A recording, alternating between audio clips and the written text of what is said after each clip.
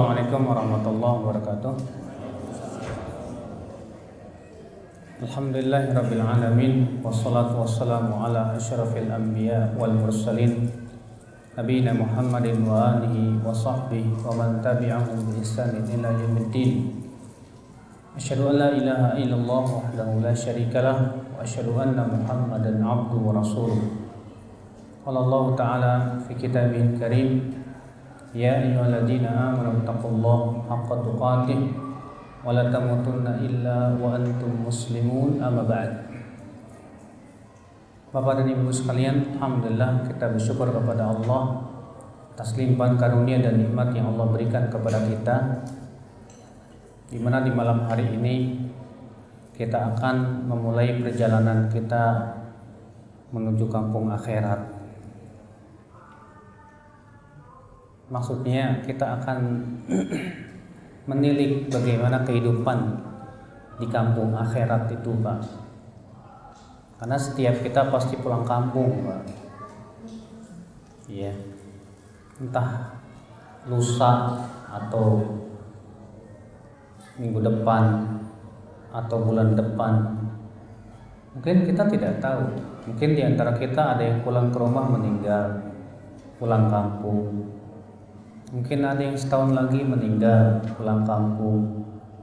Yang jelas yang namanya ajal itu tidak mengenal umur. Ya.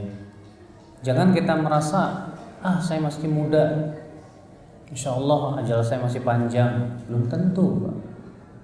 Banyak ya orang-orang yang masih muda yang ternyata duluan pulang kampung. Saya punya kakak saya di atas saya itu, ya, ketika sedang tidur meninggal. Ponakan saya juga sedang tidur meninggal. Paman saya lagi baca koran meninggal. Ternyata yang namanya ajal itu tidak melihat muda kayak tua kayak semuanya pasti akan meninggal dunia. Ya. Apalagi bapak yang sudah tua seperti ini, Bapak, Masya Allah. Bapak umurnya berapa? 68. Masih muda, Pak ya. Bapak sekalian dan Ibu sekalian, perjalanan akhirat itu dimulai dari kematian. Setiap kita pasti mati dan pasti meninggal dunia. Allah berfirman, kullu nafsin dha'iqatul maut. Setiap jiwa itu pasti akan merasakan apa? Kematian. Semua, siapapun. Pasti kita akan meninggal dunia, pasti kita akan menghadap Allah Subhanahu wa taala. Bila hari ini kita mendengar teman kita meninggal dunia, besok kita akan menyusulnya insyaallah. Makanya doa Rasulullah SAW ketika mendoakan, ya, ketika melewati kuburan apa? Wa inna insyaallah bikum lahiqun. Sesungguhnya kami insyaallah akan menyusul kalian. Maka dari itu Bapak sekalian, kematian pasti dan pasti akan datang.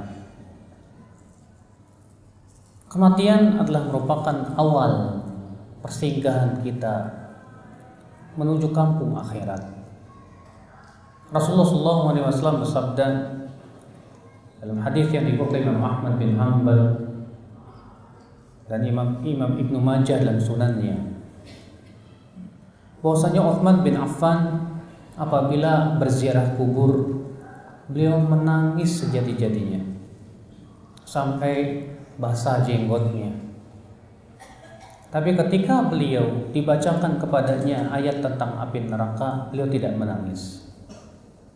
Ketika ditanyakan kepada Utsman bin Affan, wahai Utsman, kenapa engkau ketika dibacakan, ketika engkau ziarah kubur, kau menangis? Apa kata Utsman bin Affan? Inni sami'tu Rasulullah sallallahu alaihi wasallam yaqul. Sesungguhnya aku mendengar Rasulullah SAW bersabda, innal qabra awwalu manazilil akhirah. Sesungguhnya kuburan itu adalah merupakan persinggahan akhirat yang pertama kali. Faman naja minhu, siapa yang selamat di kuburnya, fama ba'dahu aisar min, maka kehidupan setelahnya lebih mudah buat dia. Amalam yanjumin, tapi siapa yang tidak selamat di kuburnya, maka setelahnya lebih tidak selamat lagi. Oleh karena itulah Bapak sekalian, kuburan itu penentu, Pak. Siapa yang selamat di kuburnya, setelah itu lebih mudah. Tapi siapa yang tidak selamat di kuburnya, kita tidak akan selamat setelah itu, ya akhwat Islam. Makanya akhi, a'azakallah wa iyyakum, apa yang terjadi di alam kubur kita? Coba dengarkan sebuah hadis yang diriwayatkan Imam Ahmad bin Hanbal dalam musnadnya dari hadis Al-Bara bin Azib, bahwa Nabi SAW mengisahkan tentang kematian orang mukmin dan kematian orang yang kafir. Kata Rasulullah SAW, innal mu'min idza aqbala 'ala al-akhirah wa adbara min ad-dunya. Seorang mukmin apabila hendak meninggal dunia, atahu malaikatun biyadul wujuh, akan didatangi para malaikat yang wajahnya putih bersih, membawa kain kapan dari surga dan wewangian dari surga. Fayajlisuna minhum maddal basar, lalu para malaikat yang wajahnya putih itu pun duduklah sejauh mata memandang. Tsumma ja'ahu malakul maut, kemudian kata Rasulullah SAW, datanglah malaikat maut dengan bentuk yang sangat indah. Fayajlisu ala ra'sih, lalu malaikat maut ini pun duduklah di sisi kepala si mayat tersebut. Kemudian malaikat maut ini berkata, ayyatuhan nafsul mutmainnah, irji'i ila rabbiki radiyatan mardiyah. Wahai jiwa yang tenang, kembalilah kepada Allah dalam keadaan kamu ridha dan diridhoi oleh Allah. Fayakhruj, maka keluarlah nyawanya, kata Rasulullah SAW, seperti air yang keluar dari cerek. Begitu mudahnya. Walaupun dalam sakaratul mautnya sakit ya, tapi setelah itu sangat mudah sekali. Ketika nyawa itu telah keluar dari jasad, kata Rasulullah SAW, maka malaikat-malaikat yang wajahnya putih bersih tersebut tidak membiarkan nyawa tersebut dipegang oleh malaikat maut. Segera diambilnya, disimpannya dalam kain kapan yang dibawa dari surga, langsung dibawa ke langit. Maka di setiap langit pun kemudian diikuti oleh malaikat-malaikat muqarrabun. Sampai-sampai para malaikat yang ada di langit bertanya, roh siapa ini? Wangi sekali. Maka disebutlah dengan nama yang paling indah dan gelar yang paling indah, sampai ke langit yang ketujuh. Lalu Allah berfirman, kembalikan hambaku ke dunia. Fa inni minha khalaqtu, karena darinya aku telah menciptakan, dan kepada bumi aku akan kembalikan. Lalu kemudian dikembalikanlah, kata Rasulullah SAW, ke jasadnya yang telah berada dalam kuburnya tersebut. Tsumma atahu malakan, kemudian datanglah dua malaikat. Yang pertama disebut dengan Munkar, yang kedua disebut dengan Nakir. Fayuq'idani, lalu dua malaikat ini pun mendudukan si mayat tersebut. Lalu kemudian fayantahirani, lalu mayat ini pun membentaknya dan berkata, man rabbuka, siapa Rabbmu?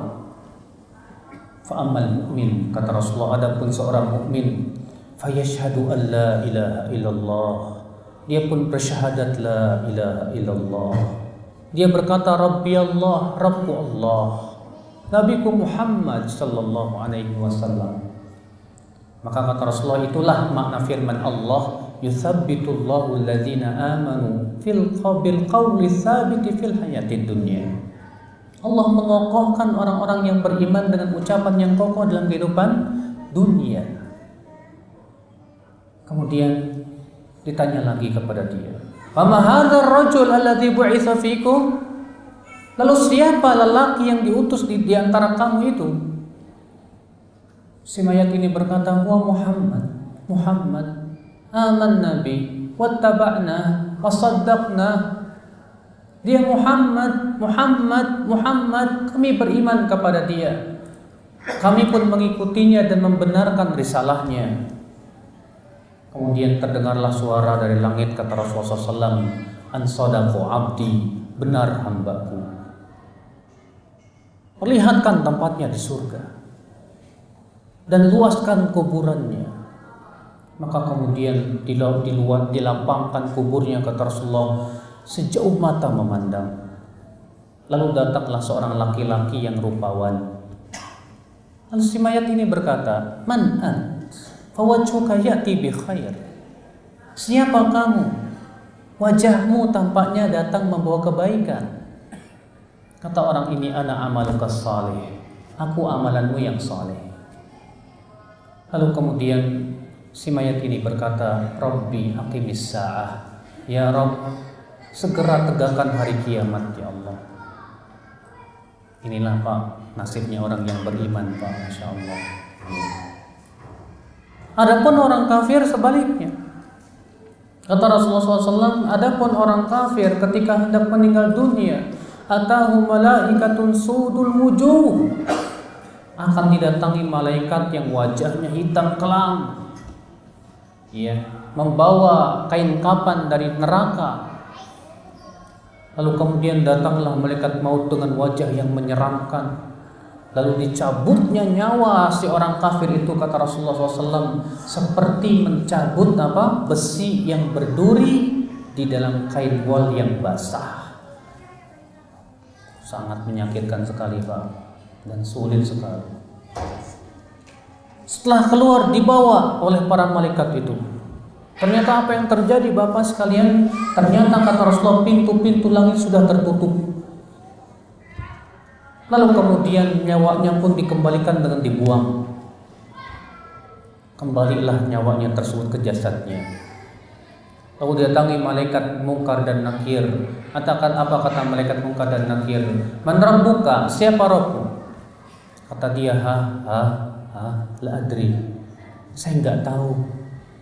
Innama sami'tun nas yaquluna syai'an faqultu.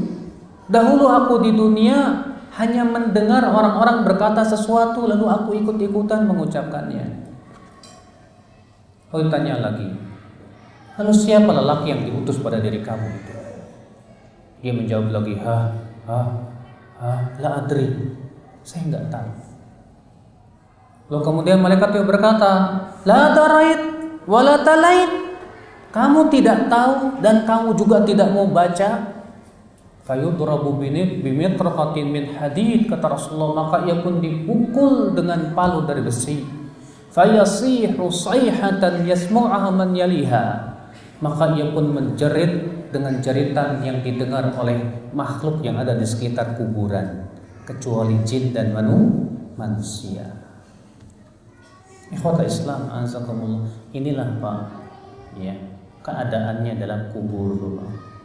Jadi setiap kita ini Bapak Ibu bakalan ditanya di sana dalam kubur itu. Pertama akan ada fitnah kubur Pak. Apa itu fitnah kubur? Ujian kuburan. Apa itu ujian kuburan Pak? Yaitu setiap kita akan ditanya oleh malaikat Munkar dan Nakir, siapa Rabbmu, siapa nabimu, dan apa agamamu. Ya. Setiap kita. Malaikat Munkar dan Nakir tidak pernah milah-milah Pak, oh ini presiden, gak usah tanya lah. Gak pernah milah-milah Pak, oh ini jenderal, gak usah tanya. Di akhirat, di kubur tuh sudah gak ada yang namanya Pak pemimpin, jenderal, presiden. Semuanya pasti akan ditanya oleh malaikat Munkar dan Nakir. Iya. Dan ingat Pak, yang akan menjawab adalah amalan kita, bukan hafalan, bukan. Oleh karena itulah ya Pak, yang ada di masyarakat kita terkadang kita lihat ya Pak ya, ketika mayat sudah dikuburkan tuh suka ditalkin Pak. Hai mayat, kalau kamu ditanya siapa Rabbmu, jawab Allah. Kalau kamu ditanya siapa nabimu, jawab Nabi Muhammad. Kalau kamu ditanya apa agamamu, jawab agamaku Islam. Nggak ada manfaatnya, Pak. Pertama, amalan ini tidak pernah ada riwayat yang sahih dari Rasulullah SAW. Yang kedua, bahwasanya yang akan menjawab itu amal. Sama sekali yang mayat tidak akan bisa menjawab kalau ternyata waktu hidupnya dia tidak beramal soleh. Islam azakumullah. Ya bahkan sebagian orang itu sampai-sampai ada yang, ya saya melihat sendiri di videonya Pak. Ya ada seorang Habib ketika dikuburin tuh, mah sambil dikepuk-kepuk kuburannya Pak. Nanti kalau ditanyain malaikat munkar dan nakir, suruh dia nanya sama aneh. Waduh, masya Allah. Bapak dan Ibu sekalian, fitnah kubur. Jadi fitnah kubur itu adalah merupakan pertanyaan malaikat munkar dan nakir. Dan ini pasti akan ditanya. Kecuali kata Rasulullah, orang yang mati syahid. Orang yang mati syahid tidak akan difitnah dalam kuburnya. Karena orang yang mati syahid itu Pak, ya langsung masuk surga Pak. Disebutkan dalam riwayat Imam Ahmad, Rasulullah bersabda, "Lamma usiba ikhwanukum bi Uhud," ketika saudara-saudara kalian meninggal dunia di perang Uhud, ja'alallahu arwahahum fi jawfi tayrin khudrin. Allah jadikan roh mereka itu di dalam perut ya burung yang hijau. Dan ia terbang ke sana kemari dalam di dalam surga. Makanya orang yang mati syahid itu tidak akan ditanya oleh malaikat munkar dan nakir. Akhul Islam azakumullah ya. Kemudian Bapak sekalian, setelah difitnah, diuji dalam kubur, maka mayat tidak lepas dari dua. Imma dia diadab atau dia diberikan oleh Allah kesenangan. Azab kubur mengerikan. Rasulullah SAW bersabda apa? Ma ra'aitu mandharan qat, tidak pernah aku melihat pemandangan yang lebih mengerikan daripada azab kubur. Dan ingat Bapak sekalian, hadis-hadis tentang azab kubur itu mutawatir, Pak. Imam Al-Baihaqi menulis buku khusus tentang azab kubur. Dan beliau menyebutkan 240 hadis dan riwayat, di mana hadis tersebut tentang azab kubur diriwayatkan sekitar 39 sahabat. Bahkan dalam Sahih Bukhari saja ya beliau menyebutkan 100 riwayat. Dalam Sahih Muslim beliau menyebutkan juga 100 riwayat. Makanya orang yang mengingkari azab kubur ini Pak aneh Pak. Ya, di Indonesia ada Pak. Orang-orang yang mengatakan azab kubur nggak ada itu. Alasannya apa katanya? Oh itu hadisnya ahad. Kita katakan kata siapa hadisnya ahad? Azab kubur itu hadisnya mutawatir. Ya, sudah saya sebutkan tadi Imam Baihaqi menyebutkan bahwa hadis tentang azab kubur itu ada 240 hadis dan diriwayatkan oleh 39 sahabat Nabi Shallallahu Alaihi Wasallam. Makanya seluruh ahli hadis bersepakat bahwasanya hadis tentang azab kubur itu mutawatir. Ini yang dikatakan oleh Imam Asy-Syaukani rahimahullah. Ini juga disebutkan Imam Al-Baihaqi, Al-Hafidz Ibnu Hajar Al-Asqalani dan yang lainnya bahwa azab kubur itu hadisnya mutawatir. Di antaranya Pak, ya hadis tentang doa sebelum salam. Apa itu Pak? Allahumma inni a'udzubika min adzabi jahannam wa min adzabil qabr wa min fitnatil mahya wal mamat wa min syarri fitnatil masiihid dajjal. Ya.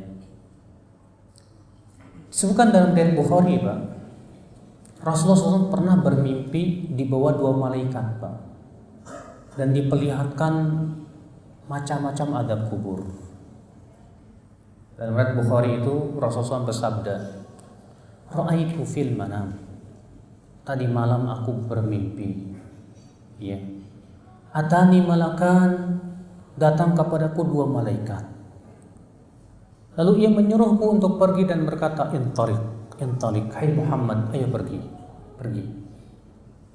Maka aku pun pergi, kata Rasulullah SAW. Lalu aku melihat ada orang yang ditidurkan dalam keadaan apa? Ya, tengkurap. Sementara satu orang lagi membawa batu yang besar. Lalu kemudian orang yang membawa batu itu pun menghancurkan kepala orang yang tidur tengkurap itu, Pak. Lalu kemudian batu itu menggelinding. Diambilnya batu tersebut. Ketika kembali, kepala orang itu sudah kembali lagi, dihancurkannya lagi. Lalu aku berkata kepada dua malaikat itu, siapa orang itu? Kata malaikat itu, intolik, pergi. Kemudian aku melewati orang yang mulutnya disobek, Pak, sampai ke tengkuknya. Ketika yang kanannya telah disobek, ya digunting sampai ke tengkuknya, kemudian digunting yang sebelah kirinya. Ketika yang kiri sudah selesai, ininya sudah bagus lagi, digunting lagi, terus sampai hari kiamat. Maka Rasulullah SAW bertanya, siapa dia? Kata malaikat itu, intolik, pergi. Kemudian kata Rasulullah SAW, aku melihat laki-laki dan wanita telanjang dalam tungku api. Setiap kali api menyambar dari bawah, mereka pun langsung menjerit berusaha keluar. Lalu aku berkata, siapa mereka? Ya, dua malaikat itu berkata, pergi. Dalam riwayat Ibnu Khuzaimah ada tambahan. Lalu aku melihat wanita yang payudaranya dipatuk ular. Lalu aku berkata, siapa itu?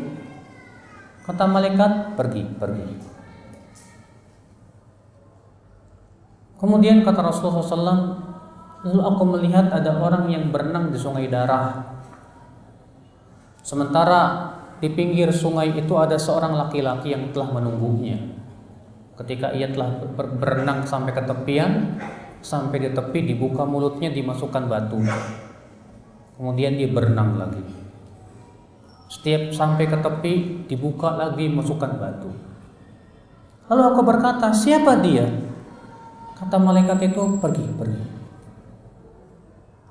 Lalu kemudian aku pun masuk ke sebuah taman, kebun yang indah. Dan aku melihat di situ ada seorang laki-laki yang sangat tinggi, kata Rasulullah. Hampir-hampir aku tidak bisa melihat wajahnya.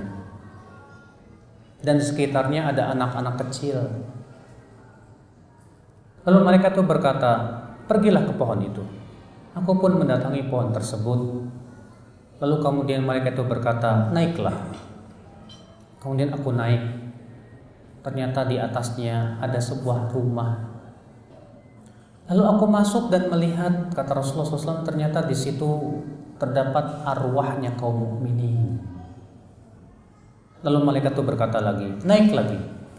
Maka aku pun naik lagi, kata Rasulullah SAW. Maka di atasnya ada rumah lagi yang lebih bagus dari yang di bawahnya. Lalu dikatakan kepadaku, ya masuklah. Aku masuk. Ternyata di dalamnya arwahnya para syuhada. Lalu malaikat itu berkata, naik lagi. Maka aku pun melihat sebuah istana yang sangat megah. Lalu dikatakan kepadaku, itu rumahmu. Maka aku minta izin untuk masuk. Maka malaikat berkata, belum saatnya. Kemudian Rasulullah bertanya, kabarkan kepadaku yang aku lihat itu, siapa mereka? Kata malaikat itu, amal-an, nah, adapun sekarang, ya, kami akan kabarkan kepadamu. Adapun yang kamu lihat, orang yang tidurnya terlentang atau tertelungkup dan dihancurkan kepalanya, itu orang yang Allah ajarkan Al-Quran, tapi ia tidur dan tidak mengamalkannya. Adapun yang kamu lihat, mulutnya disobek sampai ke tengkuknya, fahuwaladzi yakhruju min baiti fayakdzibu kadzibatan. Itu orang yang keluar dari rumahnya lalu berdusta sampai kedustaannya itu menyebar ke ufuk timur dan barat, bikin isu, Pak, namanya, Pak. Adapun yang kamu lihat laki-laki dan wanita yang telanjang dalam tungku api, fahumuz zuna, itu para pelacur. Adapun yang kamu lihat wanita yang dipatuk ular, itu wanita-wanita yang tidak mau memberikan ASI-nya kepada anaknya.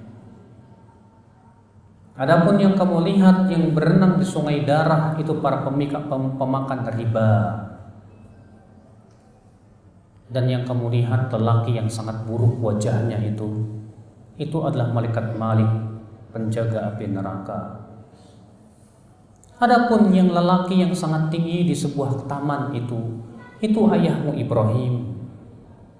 Dan yang di sekitarnya anak-anak kaum mukminin yang meninggal dalam keadaan belum balik. Ya, inilah kisahnya, Pak. Jadi Rasulullah diberitahu dan diperlihatkan oleh Allah tentang macam-macam adab kubur, masya Allah. Ya. Maka dari itulah ya akhwat Islam azakumullah, adab kubur itu hak wajib kita imani, Pak. Sekarang pembahasan kita apa? Yaitu yang pertama, apa-apa saja yang menyebabkan seseorang itu diadab dalam kuburnya. Banyak perkara. Sebab seseorang diadab dalam kuburnya itu ada dua macam. Yang pertama, sebab yang sifatnya umum. Yang kedua, sebab yang sifatnya khusus.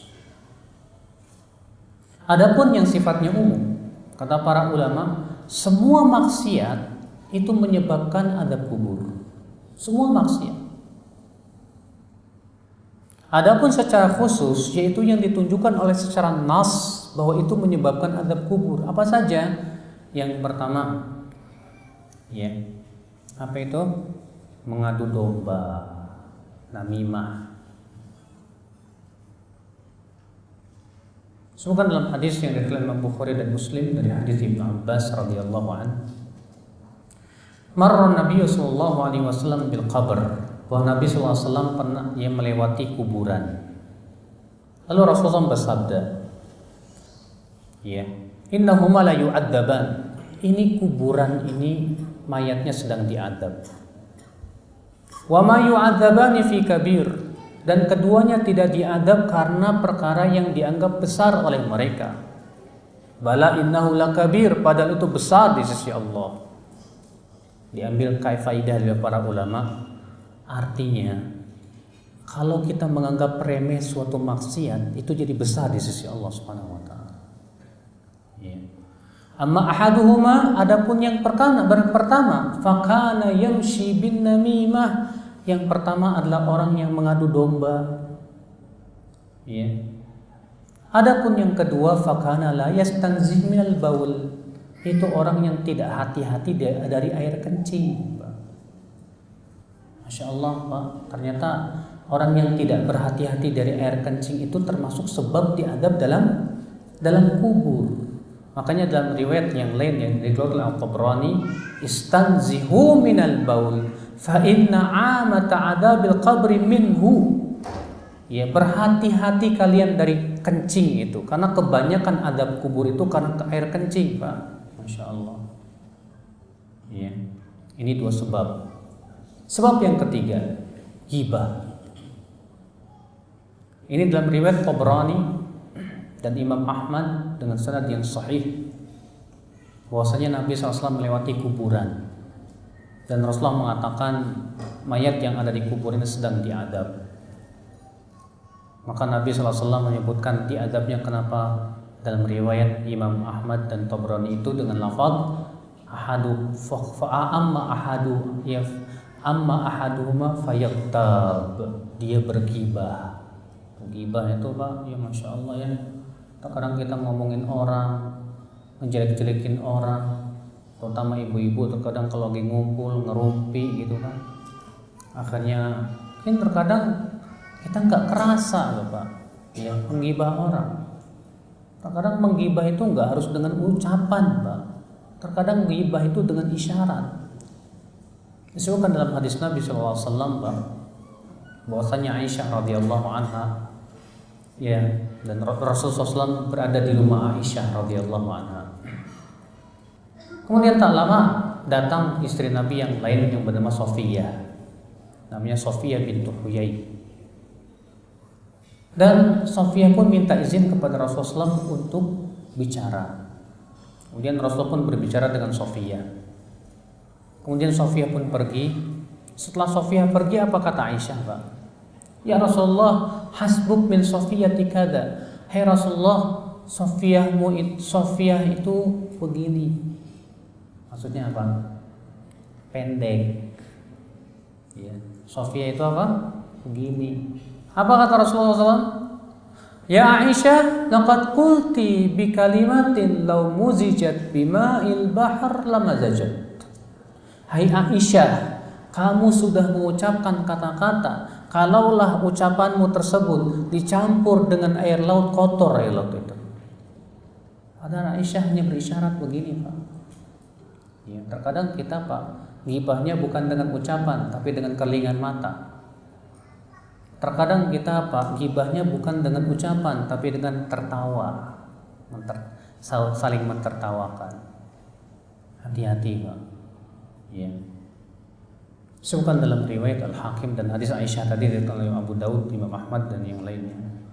Adapun riwayat yang lain seperti Al-Hakim, Pak, bahwasanya ada 2 sahabat yang pergi safar dan dilayani oleh seorang pelayan, karena di zaman dahulu itu biasa ya, para sahabat itu saling melayani satu sama lainnya. Rupanya pagi harinya pelayan ini masih tidur. Lalu kemudian 2 sahabat ini ngobrol, mana pelayan kita? Yang satu berkata, dia itu tidurnya kebluk, tahu kebluk? Ya. Ada rajul yanam naumahu fil bait. Ini orang tidurnya kayak di rumah ini. Kemudian dibangunkan, bangun. Idza bila Rasulillah wa'tadama. Pergi kamu ke Rasulullah SAW dan minta lauk. Lalu orang itu pun pergilah ke Rasulullah SAW dan minta lauk. Apa kata Rasulullah SAW? Bala qad i'tadama. Iya, keduanya sudah makan daging. Maka si pelayan itu kembali lagi ke sahabat tersebut. Kata pelayan ini, Rasulullah mengabarkan kalian sudah makan daging. Mereka bingung. Dari mana makan daging? Dari pagi belum makan. Akhirnya keduanya pun datang ke Rasulullah SAW dan berkata, ya Rasulullah, dari pagi kami belum makan. Kata Rasulullah SAW, bukankah yang salah satu dari kalian tadi mengatakan tentang pelayannya itu si fulan kebluk? Demi Allah, kata Rasulullah, aku melihat daging itu di sela-sela mulut kalian ada. Kan kita terkadang ngomong, Pak, ya, tentang teman kita kebluk orangnya. Ya. Kita ngomong misalnya itu orang kok ya gini-gini, itu sebetulnya ghibah, Pak. Hati-hati. Ghibah itu termasuk menyebabkan diadab dalam kubur, ya. Iya. Kemudian diantara sebab seseorang diadab dalam kuburnya, ya akhwat Islam, azakumullah wa iyyakum, ya, diantara perkara yang menyebabkan seseorang itu diadab dalam kuburnya. Ini banyak yang udah 5 watt ya, Pak. Udah habis makan enak, Pak. Ngantuk ya, Pak? Ngantuk nggak? Tuh, ngantuk. Ya, yang ngantuk saya tunjuk ya. Siap nggak? Yang ngantuk saya tunjuk, nanti saya tanya. Kalau bisa menjawab silahkan duduk. Kalau nggak menjawab maka mohon maaf, sedikit berdiri 5 menit aja. Bukannya saya nggak sopan, Pak, supaya hilang ngantuknya. Ini metodenya Syekh Utsaimin biasanya, Pak. Syekh Utsaimin begitu, Pak. Kalau ada yang ngantuk langsung tunjuk. Kamu, saya tadi ngomong apa? Ngomong apa ya, kan bingung. Diri kamu. Berdiri aja 5 menit. Tapi saya nggak mau sama bapak-bapak deh, nggak sopan nantinya. Iya. Ikhwata Islam, azakumullah wa iyyakum. Di antara sebab diadab kubur tadi sudah disebutkan tadi tentang kisah mimpi Rasulullah SAW. Ada orang yang ditidurkan telungkup terlentang dan dihancurkan kepalanya. Kenapa? Dia diajarkan oleh Allah Al-Quran, dia sudah hafal Quran, tapi ternyata dia malah tidak mengamalkan Al-Quran, dia tinggalkan Al-Quran. Ada seperti itu, Pak. Saya dulu waktu SMA, Pak, punya teman, iyadzubillah ya, dia hafal Quran, Pak. Pas saya lulus Madinah, saya nanya, gimana kabar si fulan? Kata dia, udah jadi, sekarang mau jadi preman. La ilaha illallah, yang benar sih.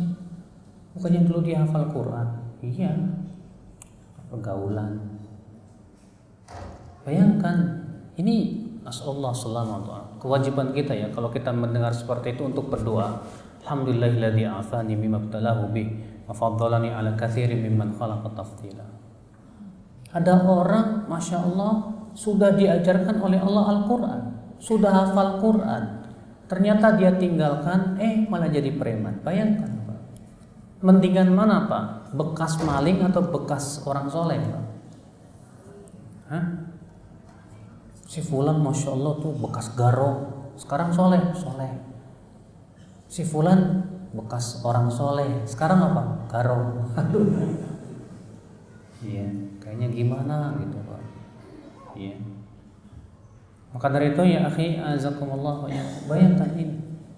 Siapa di antara kita yang sudah belajar agama, hati-hati, jangan sampai setelah dia belajar agama, belajar Al-Quran, belajar hadis, ternyata kita ngikutin hawa nafsu.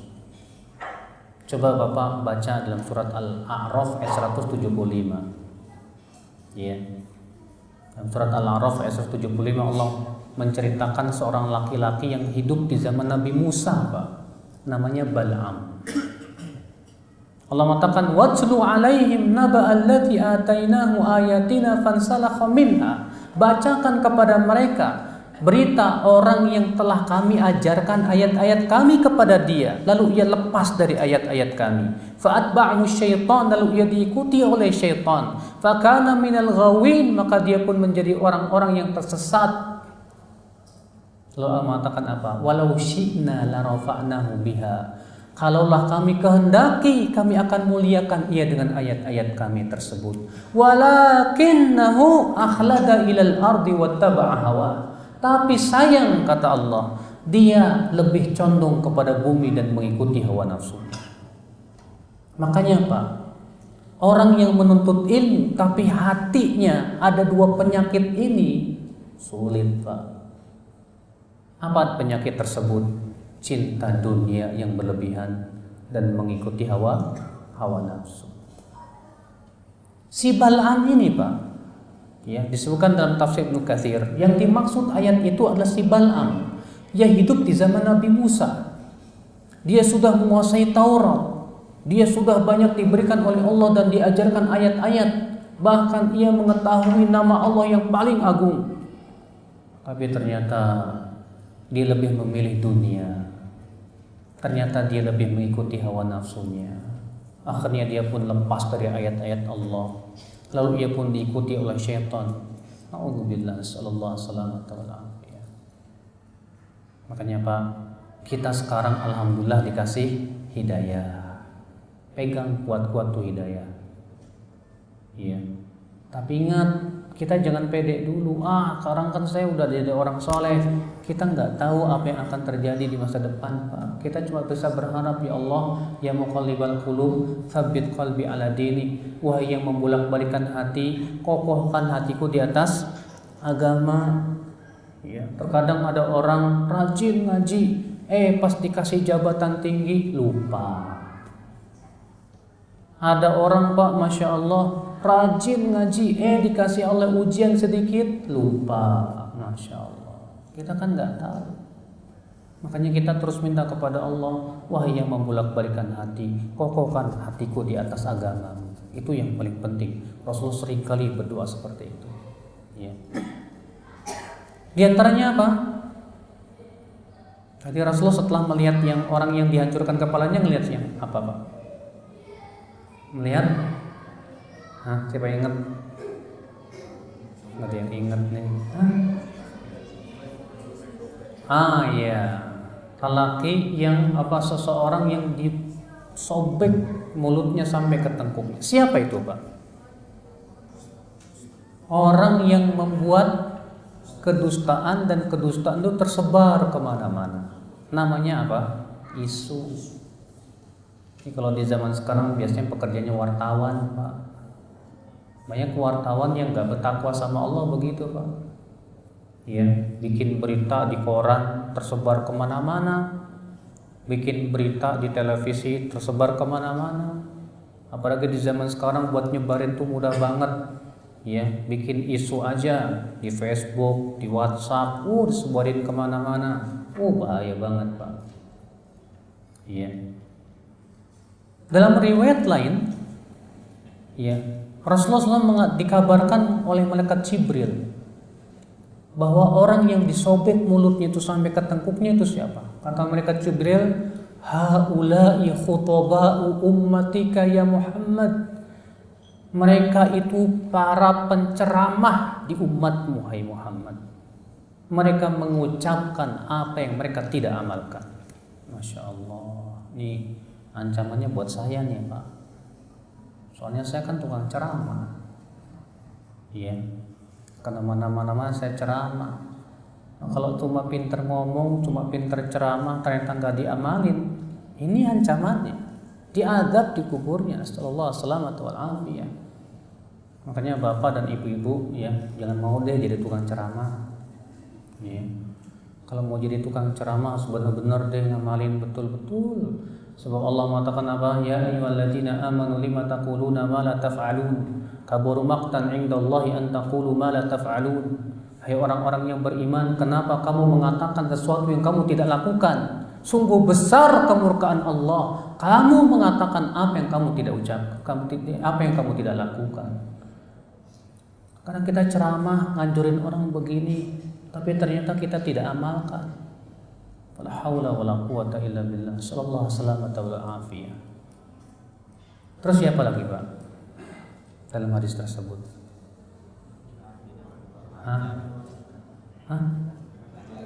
Laki-laki dan perempuan yang telanjang yang dimasukkan dalam tungku api. Siapa mereka?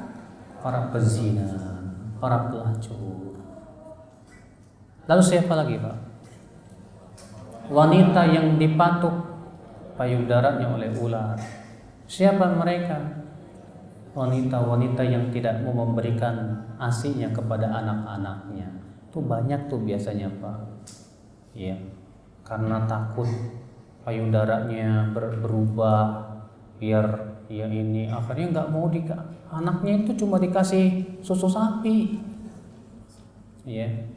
Nggak mau disusuin dengan alasan nanti berubah dan yang lainnya. La haula wala quwata illa billah. Ternyata wanita tersebut terancam diadab dalam kuburnya itu, Pak. Terus siapa lagi? Pemakan riba. Disebutkan dalam hadis tersebut, Pak, bahwa pemakan riba itu dia berenang di sungai darah. Kenapa di sungai darah? Karena kata para ulama, riba itu artinya memakan harta manusia.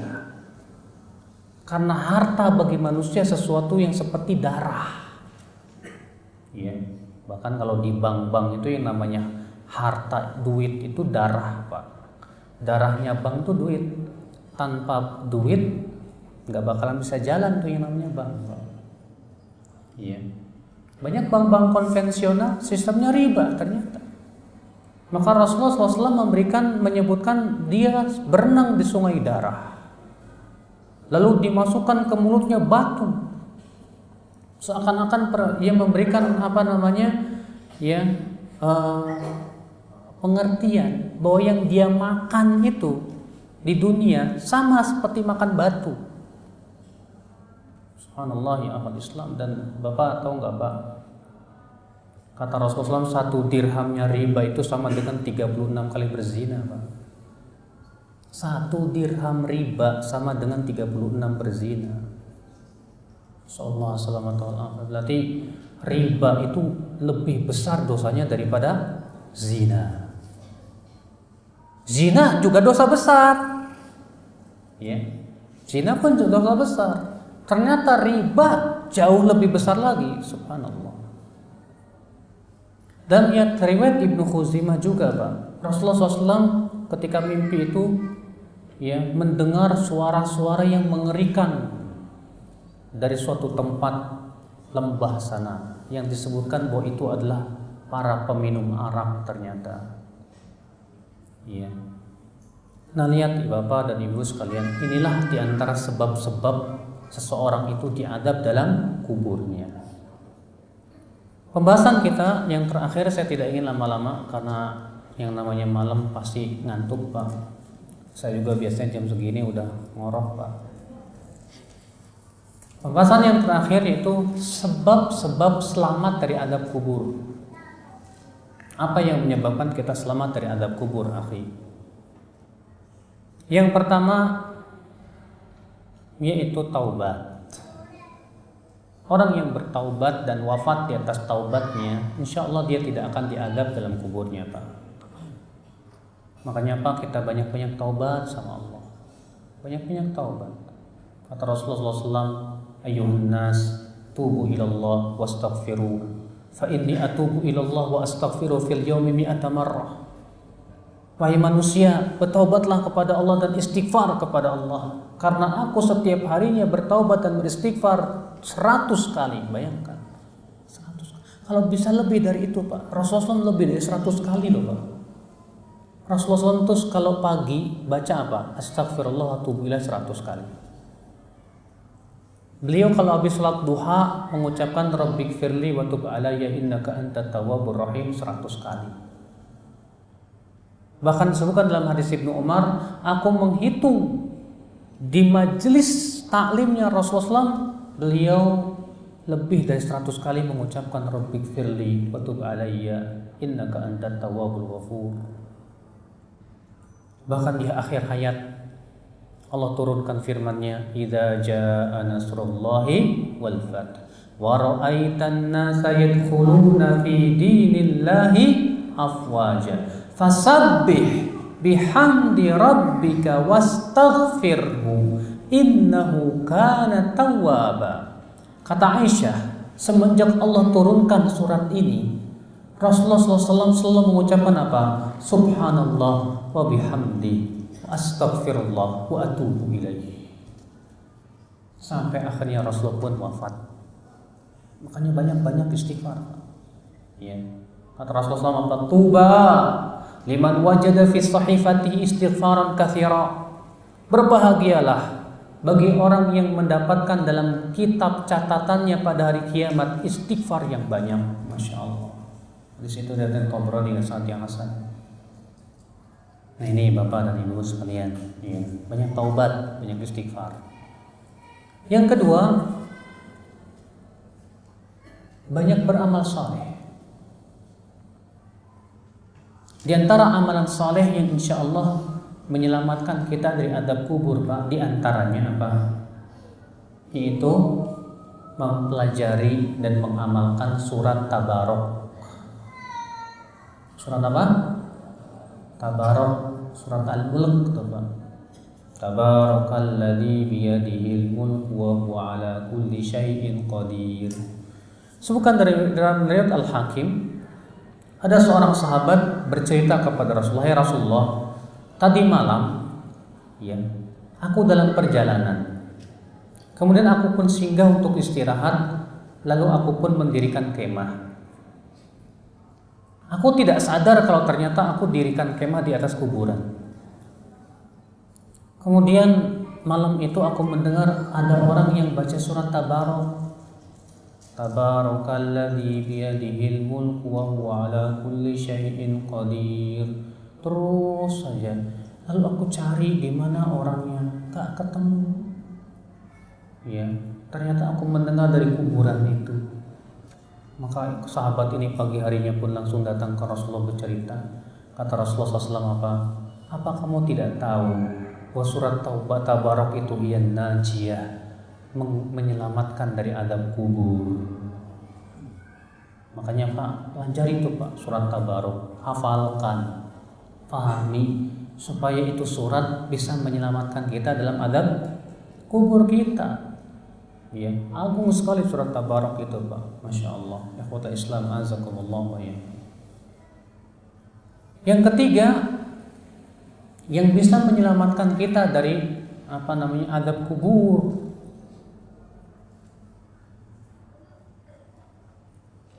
yaitu ya akhwat Islam azakumullah, wafat di atas tauhidullah. Wafat di atas apa? Tauhid, dan tidak mempersekutukan Allah sedikit pun juga. Karena disebutkan dalam riwayat Tirmidzi bahwasanya Allah Ta'ala berfirman dalam hadis qudsi, ya ibna Adam, innaka law ataitani bi qurabil ardi khataya thumma laqitani la tusyrik bi syai'a la ataituka bi qurabil maghfirah. Hai anak Adam, kalau kamu datang kepadaku dengan membawa dosa sepenuh bumi, kemudian kamu wafat dalam keadaan kamu tidak mempersekutukan aku sedikit pun juga, maka aku akan datang membawa sepenuh bumi ampunan. Lihat, ya. Kalau kata Allah, kalau kita datang membawa dosa sepenuh bumi, lalu kita wafat dalam keadaan tidak mempersekutukan Allah sedikit pun juga, ya, maka Allah akan datang membawa ampunan sepenuh bumi juga. Masya Allah, Pak. Cuma syaratnya satu tuh, Pak, tidak mempersekutukan Allah sedikit pun juga, walaupun ria, enggak. Makanya penting kita belajar hakikat syirik. Apa sih syirik itu? Syirik besar, apalagi kalau syirik besar itu bisa membatalkan seluruh amal, Pak. Ya, syirik kecil juga kita berusaha untuk tinggalkan, supaya kita wafat dalam keadaan telah mendapatkan ampunan dari Allah Subhanahu wa Ta'ala. Di antara yang menyelamatkan dari adab kubur juga, Pak, yaitu kesabaran dalam menghadapi musibah. Iya. Seorang yang sabar dan diberikan oleh Allah kesabaran dalam menghadapi musibah-musibah dunia, insya Allah itu diantara perkara yang meringankan dia di kuburnya, insya Allah. Ya. Maka dari itu ya akal Islam, Rasulullah bersabda apa? Wa ma u'tiya ahadun ata'an khairan wa awsa'a minas sabr. Tidaklah seseorang diberikan oleh Allah sebuah pemberian yang lebih baik dan lebih luas dari kesabaran. Iya. Insya Allah, semoga kita termasuk orang-orang yang diberikan oleh Allah kesabaran, Pak. Semoga kita termasuk orang-orang yang diselamatkan dari adab kubur, Bapak sekalian. Maka siapa di antara kita yang ingin selamat di kuburnya, hari ini kita harus berusaha menyelamatkan diri kita. Semua sebab-sebab yang menyebabkan kita diadab dalam kubur kita, segera kita tinggalkan, Pak. Segera kita banyak taubat kepada Allah Subhanahu wa Ta'ala. Ini saja yang saya sampaikan. Kita buka tanya jawab. Silakan. Ada yang nanya enggak? Silakan. Bapak namanya siapa, Pak? Fakhrul Razi. Masya Allah. Bapak tahu enggak? Itu nama ulama, Pak. Tapi ulama Mu'tazilah.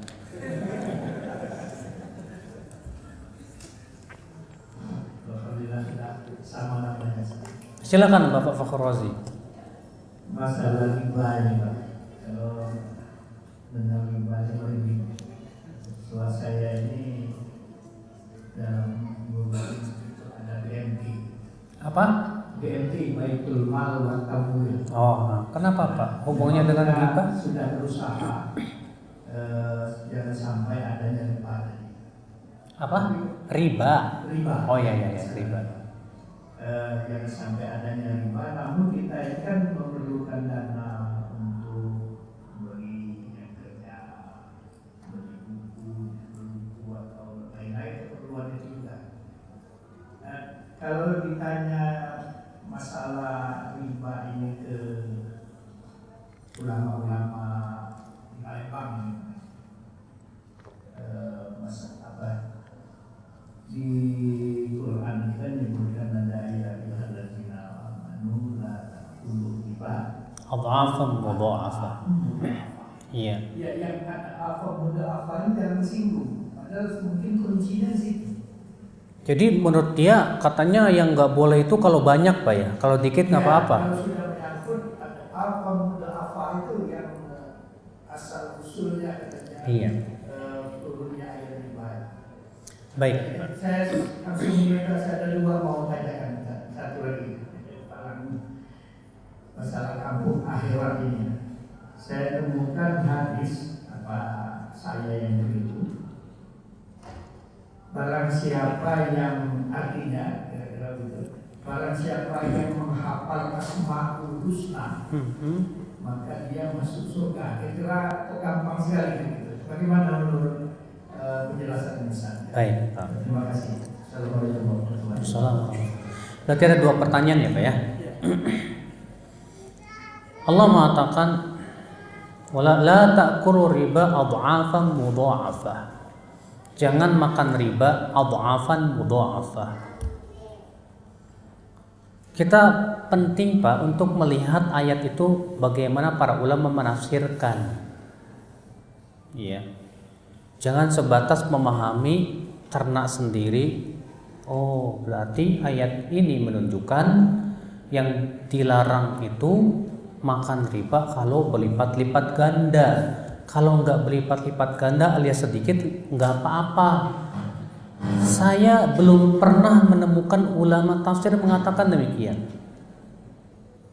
Iya. Karena yang dimaksud dengan ayat tersebut la ta'kulu riba adhafan mudha'afah. Jangan kalian memakan riba adhafan mudha'afah. Adhafan mudha'afah ini sebagai naat penjelas daripada riba. Artinya bahwa riba, sifat riba itu adalah berlipat-lipat ganda, bukan menunjukkan kepada keadaan, bukan. Maka sifat riba itu seseorang itu membunga-bungakan. Itu kan adhafan mudha'afah, menjadi berlipat-lipat ganda, Pak. Itu sifat riba. Iya. Misalnya Bapak minjemin orang ke orang. Nih saya pinjemin nih 1 juta. Tapi kamu kembalikan 1,5 juta ya. Berarti berlipat ganda nggak Pak? Iya. Kayak kartu kredit tuh Pak. Kalau Bapak nggak bayar tepat waktu, denda nggak Pak? Denda nggak? Denda. Kalau ternyata nggak tepat waktu lagi, berlipat ganda lagi nggak? Nah itulah makna daripada adhafan mudha'afah. Iya. Bukan makna ayat itu artinya jangan kamu makan riba yang berlipat-lipat ganda, bukan. Tapi maksud daripada adhafan mudha'afah itu menjelas tentang hakikat riba. Sebab ya kalau yang dimaksud jangan kamu makan riba berlipat-lipat ganda, kemudian dia katakan oh berarti kalau sedikit nggak apa-apa. Ini namanya berhujjah dalam usul fikih Pak, dengan mafhum mukhalafah, pemahaman kebalikan. Misalnya jangan kamu makan riba berlipat-lipat ganda. Oh berarti pemahaman kebalikannya apa? Silakan makan riba kalau sedikit nggak berlipat-lipat ganda. Pertama, dalam kaidah usul fikih, berhujjah dengan mafhum mukhalafah itu termasuk lemah. Yang kedua, katakanlah ya bahwa makna adhafan mudha'afah di sini jangan makan riba banyak begitu. Kita katakan ya mafhum mukhalafahnya, pemahaman kebalikannya bertabrakan dengan nas yang lain. Itu firman Allah, wa dharu ma baqiya minar riba. Tinggalkan yang tersisa dari riba. Allah mengatakan semua yang tersisa dari riba tinggalkan walaupun sekecil apapun. Ini nas. Mantuknya. Kalau tadi apa? Mafhum. Dalam kaidah usul fikih, apabila mantuk bertabrakan dengan mafhum, maka lebih dahulukan yang mantuk. Makanya dalam kaidah usul fikih Pak, mafhum itu terkadang tidak bisa dipakai. Iya. Paham Pak? Baik. Tadi yang kedua apa ya?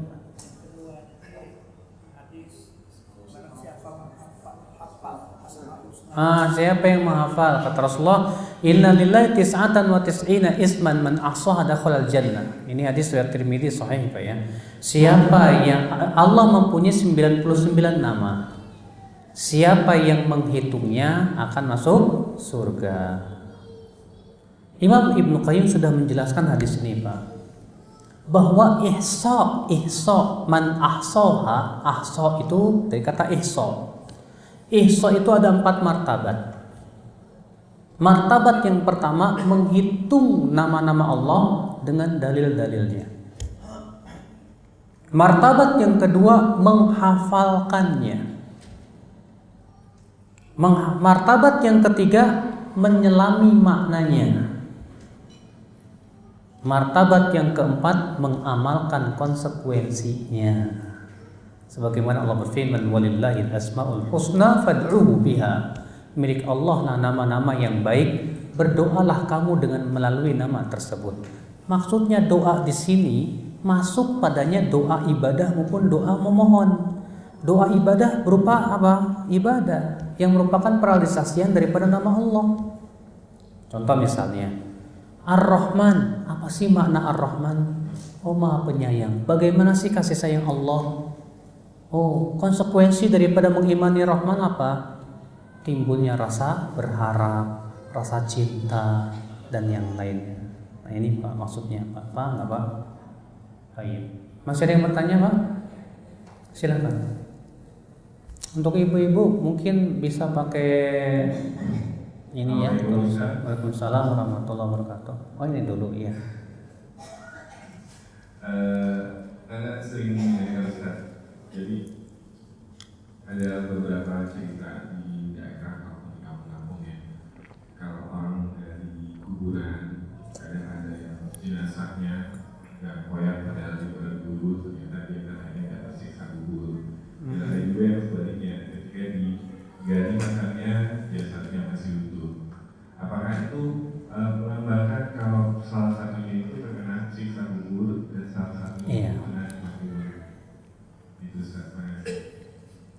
Pertama Bapak, yang ada dalilnya dari Al-Quran, dari hadis Nabi SAW, bahwa yang tidak akan dimakan oleh tanah itu hanya jasad para nabi.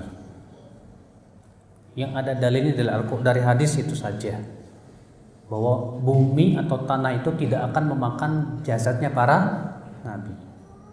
Adapun selain nabi berarti akan dimakan. Namun ada sebagian orang soleh Allah berikan karomah kepada mereka sehingga jasadnya tidak hancur. Maka dari itu kalau misalnya ada yang digali jasadnya berubah sudah ya hancur, apakah berarti itu menunjukkan ini orang diazab? Allahu a'lam. Karena tidak ada dalil dari Rasulullah SAW yang mengatakan bahwa selain Nabi tidak akan hancur. Rasulullah hanya menjamin yang tidak akan hancur tubuhnya itu hanya para Nabi. Udah. Iya. Maka dari itu kalau misalnya ada mayat yang tidak berubah, masya Allah, ya itu sebagai karomah dari Allah Subhanahu Wa Taala. Iya.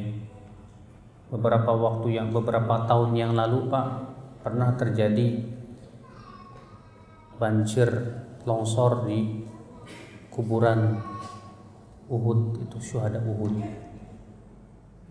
sampai kemudian jenazah sahabat itu terlihat dan utuh, belum berubah semenjak 1400 tahun yang lalu. Iya, masya Allah. Itulah kekuasaan Allah Subhanahu Wa Taala. Tapi yang jelas kita tidak bisa mastiin, wah kalau ini ya tubuhnya hancur, wah ini diadab nih, dari mana? Karena nggak ada dalilnya. Hal seperti itu sama sekali tidak ada dalilnya. Allahu a'lam. Silakan Pak.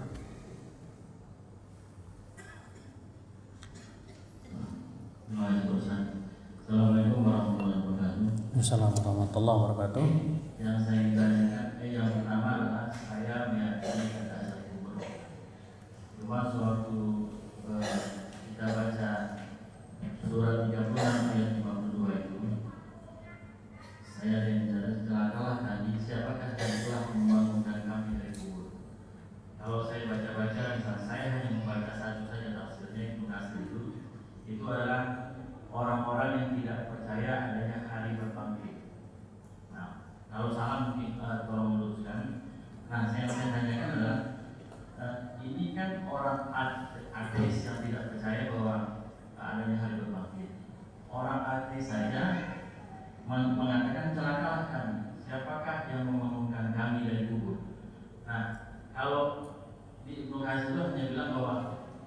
ayat ini tidak meniadakan azab kubur. Cuma saya ingin penjelasannya, orang yang tidak percaya saja dengan hari akhirat, dia hanya terbangun saja dari kubur. Nah, dari mana kita menjelaskan bahwa azab kubur itu kena oleh apa? Ada gitu. Saya mau tanya sama Bapak. Orang kafir ketika dibangkitkan dari kuburnya, berarti dia akan menghadapi apa? Hah? Akan menghadapi apa, Pak? Nanti di hari kiamat ketika dia dibangkitkan dari kuburnya, apa yang akan dihadapi? Siksanya lebih berat tidak dari kuburnya? Hah? Lebih berat. Makanya dia berkata apa? Celaka. Siapa membangkitkan aku dari kuburku ini? Dia katakan celaka. Kenapa? Celaka dibandingkan dengan yang ada di kuburan. Lebih penting di kuburan daripada yang sekarang. Sebab yang akan dihadapkan setelah dia bangun dari kubur itu lebih dahsyat, lebih menakutkan, mengerikan, lebih kekal. Jadi sama sekali tidak menunjukkan dia tidak diazab. Makanya dia mengatakan celaka. Ya, man ba'atsana min marqadina hadza. Siapa yang membangunkan kami dari tempat tidur kami ini? Artinya, ya, paham nggak Pak? Karena yang setelahnya lebih berat, lebih mengerikan, dan dia akan menghadapi azab api neraka yang kekal selama-lamanya. Dia akan berkata, celaka, siapa yang membangunkan aku dari kuburku ini? Mendingan saya di kuburan daripada diazab di neraka terus menerus. Kan begitu. Jadi betul kata Ibnu Katsir, ayat itu tidak meniadakan adanya azab kubur. Iya.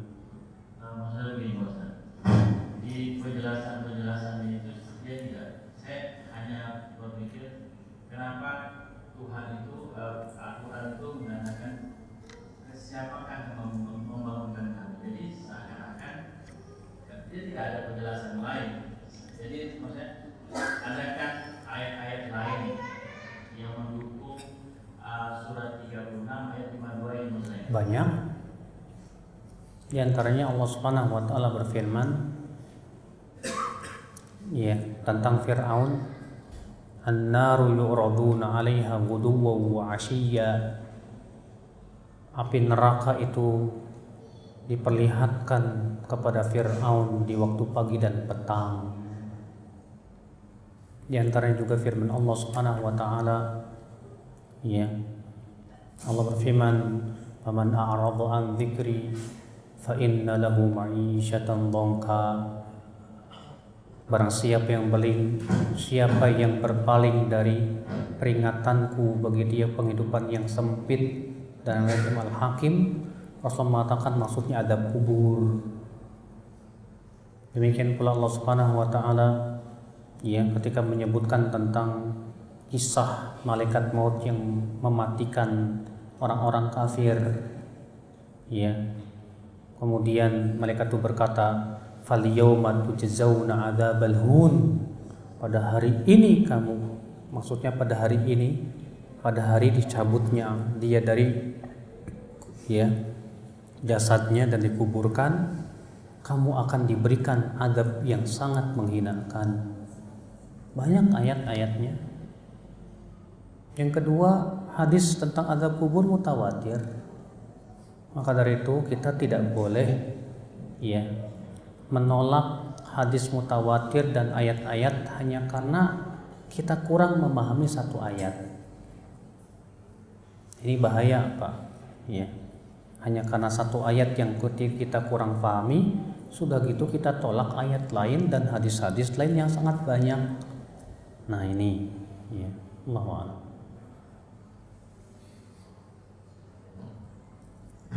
Masih ada yang bertanya? Ibu-ibu udah pada tidur Bu ya? Hah?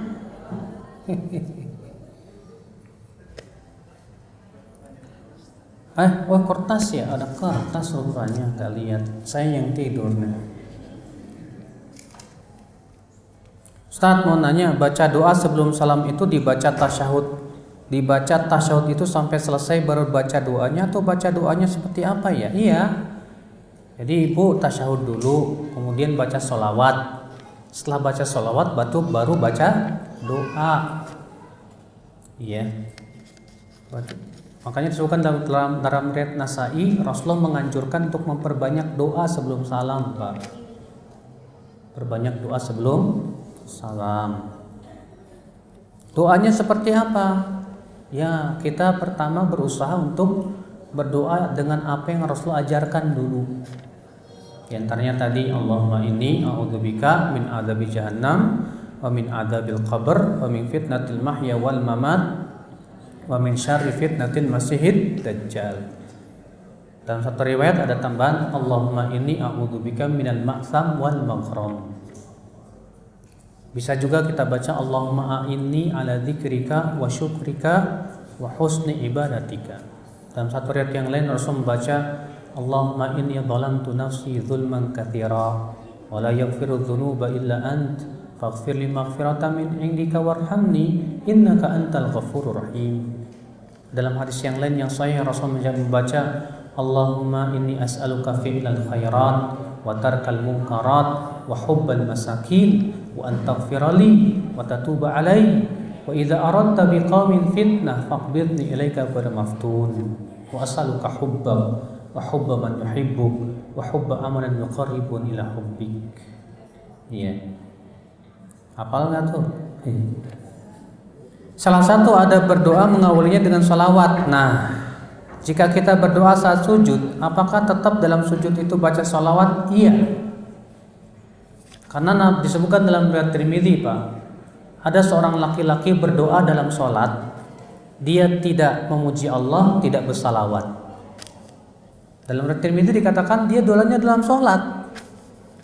Lalu kemudian Rasulullah memanggil, kata Rasulullah, ajilah hadza, ini orang tergesa-gesa, dipanggil Rasulullah. Kata Rasulullah, kalau kamu berdoa, ya pujilah Allah dan bersalawatlah. Maka dari itu, bersalawat itu kata Imam Syafi'i rukunnya doa.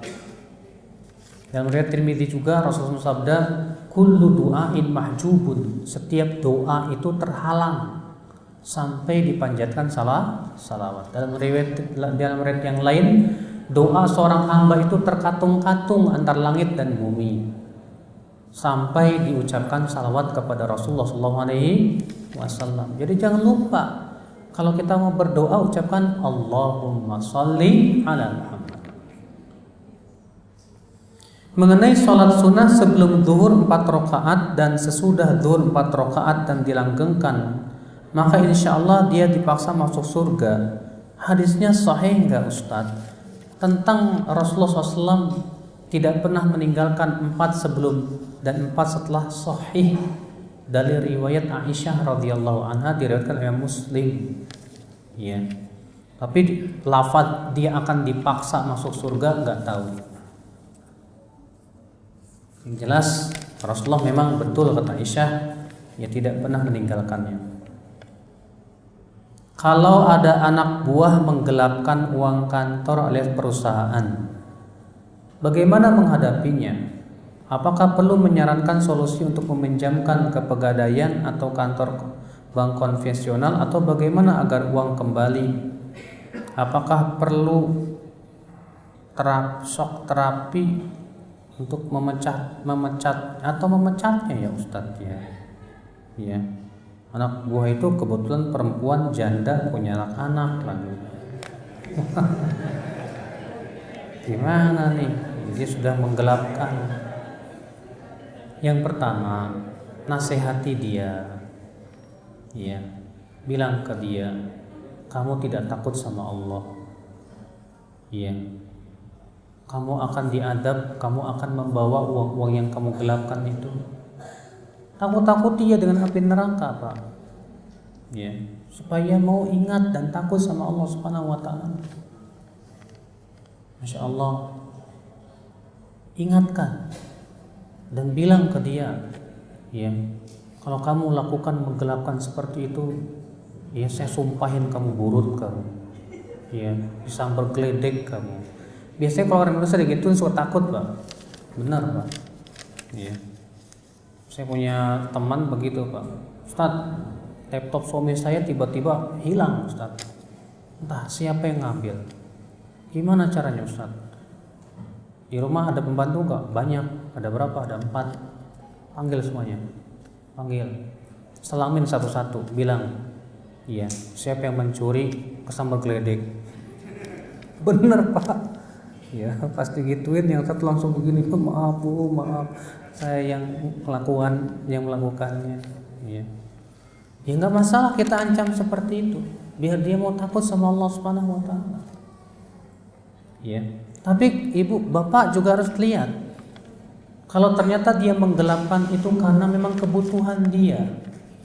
Dia janda, punya anak-anak, dia mungkin ada keperluan yang sangat perlu, dia bingung harus kemana, akhirnya malah menggelapkan. Maka kalau keadaannya seperti itu Pak, lebih baik ya udahlah, anggap aja itu sebagai bantuan bapak buat dia. Karena kata Rasulullah SAW apa? As-sa'i ala al-armalah wa du'afa kal mujahid fi sabilillah. Orang yang membantu para janda dan orang-orang lemah, pahalanya itu seperti apa? Berjihad di jalan Allah. Dan seperti orang yang terus-menerus sholat malam dan terus-menerus ya berpuasa. Masya Allah. Anggap sajalah dia kasihan janda, udah nggak apa-apa, saya bantu aja lah. Mungkin dia melakukan penggelapan itu karena apa namanya, ya kebutuhan dia. Tapi maaf, saya nggak bisa pakai lagi kamu. Ya, karena kamu sudah melakukan sebuah perbuatan yang tidak amanah. Ya, Allahu a'lam.